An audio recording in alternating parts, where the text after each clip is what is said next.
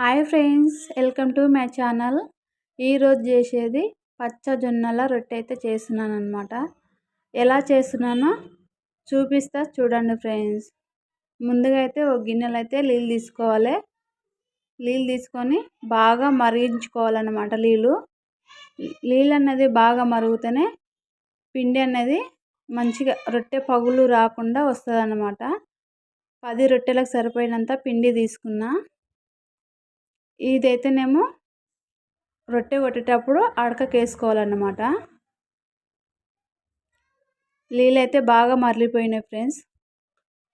నీళ్ళు ఎంత మరుగుతే రొట్టె అనేది పగులు రాకుండా అంత మంచిగా వస్తుంది అన్నమాట. నీళ్ళు మరగకుంటే రొట్టె అనేది సైడ్లకు ఇచ్చుకుపోతుంది అన్నమాట. ఇప్పుడైతే కలుపుకుంటున్నా చూడండి ఫ్రెండ్స్. కొందరు ఏం చేస్తారంటే పిండిలా బియ్యం పోసుకుంటారు, కానీ నేనేం బియ్యం పోసుకోను అనమాట. బియ్యం గిట్ల ఏం పోసుకోను. పచ్చజొన్నల అచ్చం జొన్న పిండి అన్నమాట ఇది. బియ్యం పోసుకొని కొందరేమో మినపప్పు పోసుకుంటారు. నేను అదేమి వాడను ఫ్రెండ్స్. ఉట్టి జొన్నల పిండి అన్నమాట. పిండి మాత్రం ఇలా అయితే కలుపుకోవాలి బాగా. చేయితోని ఎంత మంచిగా కలుపుకుంటే అంత రొట్టె అనేది పగులు రాకుండా చాలా మంచిగా అయితే వస్తుంది. పిండి అయితే మొత్తం అయితే కలిపేసుకున్నా. ఇప్పుడైతే రొట్టె అయితే చేస్తాను. ముందుగా పీట తీసుకోవాలి. పీట మీద కొంచెం పిండి వేసుకోవాలి. కొంచెం మెత్తగా ఉంది కాబట్టి నేను మళ్ళీ పొడి పిండి వేసుకొని పీట మీద అయితే అక్కడిక్కడ 2 సార్లు అయితే కలిపేసుకున్నా. కలుపుకున్న తర్వాత మనకు సరిపోయినంత ముద్దగా తీసుకొని చేతుల మీదకి అటు ఇటు అనుకున్న తర్వాత కొంచెం పొడిపిండి వేసుకొని మళ్ళా పీట మీద పొడిపిండి వేసుకొని రొట్టె అయితే కొట్టుకోవాలి చూడండి ఫ్రెండ్స్. నేనైతే ఇలా అయితే చేసుకుంటాను అనమాట. రొట్టె అయితే పగులు రాకుండా మంచిగా అయితే వస్తుంది, నీట్గా అయితే. అసలు ఎక్కడ సైడ్ గుడక పగులు అనేది రాదు ఫ్రెండ్స్. ఎందుకంటే నీళ్ళు అనేది బాగా మరగనిచ్చుకోవాలి. ఇట్లయితే వస్తుంది అన్నమాట. నేనైతే ప్రతిసారి మాత్రం ఇలానే చేస్తా. జొన్నపిండి వేసినప్పుడల్లా ఇట్లనే చేస్తాను అన్నమాట. పెంక వేడిగా ఉంటేనే రొట్టె ఉడక మంచిగా అనేది కాలుతుంది. పెంక వేడిగా లేకుంటే అసలు కాలదన్నమాట రొట్టె. పెంక ఎంత వేడిగా ఉంటే రొట్టె అనేది జొన్న రొట్టె అనేది అంత మంచిగా కాలుతుంది. అందుకోసమని ఒక 10 నిమిషాలు మాత్రం పొయ్యి మీద అయితే పెట్టుకున్నా. అది కాలిందో లేదో మనకు తెలవాలంటే కొన్ని నీళ్ళు చల్లుకోవాలి. అప్పుడే మనకు తెలిసిపోతుంది అన్నమాట.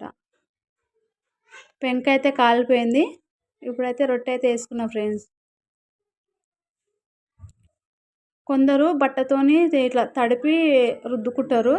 నేనేమో చేయితో మాత్రమే చల్లుకుంటాను అన్నమాట. ఎందుకంటే ఇలా చల్లుకోవడమే నాకు చాలా ఇష్టము. కాకపోతే పొయ్యి మీద మొత్తం నీళ్ళు పడతాయి, కానీ మళ్ళీ తర్వాత అయితే నేను నీట్గా అయితే కడుక్కుంటాను అన్నమాట. ఇప్పుడు మళ్ళీ రెండో రొట్టె ఉడక అలాగనే చేస్తున్నాను అన్నమాట. రొట్టె అయితే మంచిగా అయితే ఒక పక్కకు అయితే కాలింది, ఇంకో పక్క తిరిగేసుకున్నా.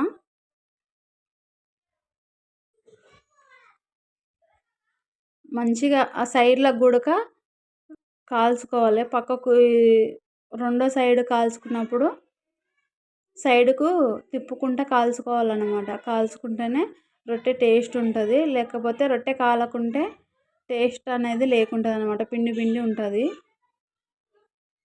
ఇలా అయితే కాల్చుకోవాలి పిండి సైడుకు. ఇట్లా ఒత్తుకుంటే ఆడన్న కొన్ని నీళ్ళు ఉన్నది పీల్చుకుంటుంది అన్నమాట పెంక మీద. బట్టతోనే కానీ చిన్న బట్టతో ముద్దగా చేసి ఇట్లా ఒత్తుకోవాలి. ఇంకా అది ఇష్టం లేదనుకుంటే మనం చేసేది సలాకైనా కట్టె లేక చెక్క ఉంటుంది కదా, దాంతోనైనా తిప్పి ఇట్లా ఒత్తుకోవాలి. రొట్టె అయితే ఆల్మోస్ట్ అయిపోయింది, కాలిపోయింది ఫ్రెండ్స్. రొట్టె అయితే తీసేసుకుంటున్నాం.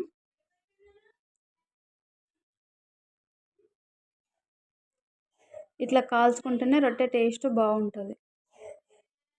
పచ్చజొన్నలు హెల్త్కు చాలా మంచిది ఫ్రెండ్స్, తినాలి.